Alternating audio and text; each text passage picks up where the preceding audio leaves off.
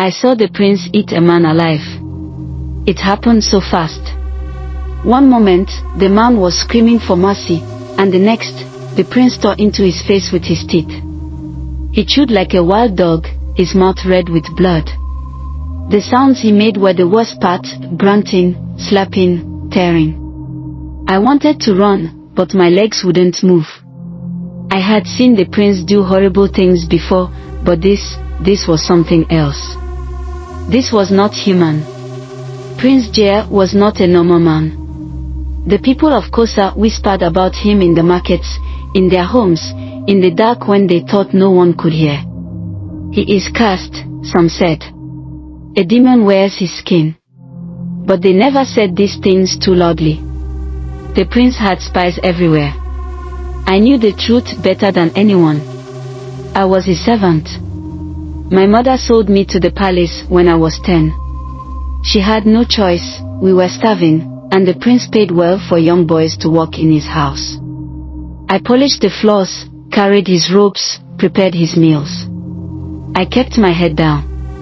If he was in a bad mood, he would beat me.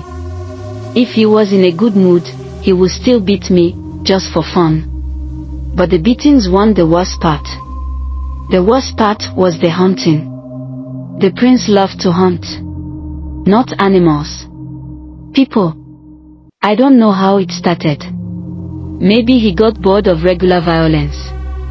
Maybe something was wrong with him from birth. All I know is that one day, he began taking men from the village, thieves, debtors, sometimes just unlucky men who caught his eye, and he made them run. If they ran far enough, if they were fast enough, maybe they would live. But no one ever made it. The night I saw him eat a man, he took me and 4 of his guards to the edge of the village. "We are hunting," he said.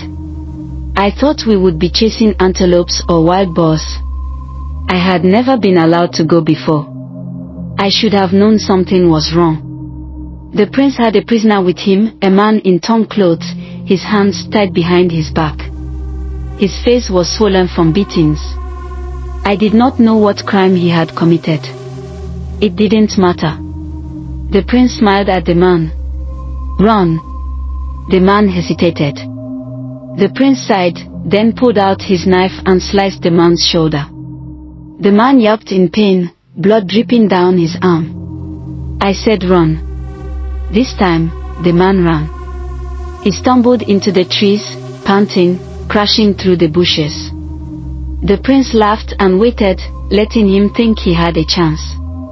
Then he moved. I had never seen anyone run like that. He wasn't fast, he was too fast, like something unnatural. The guards and I followed, struggling to keep up. My heart pounded. I didn't know if I was more afraid of the dark forest or the prince himself. I heard the man ahead of us, breathing hard. He tripped over a root, fell to the ground. He tried to crawl, but it was too late. The prince pounced. He didn't use his knife. He didn't use his hands. He used his teeth. I heard the crunch before I saw it. A piece of flesh, his cheek, ripped away in the prince's mouth. The man screamed.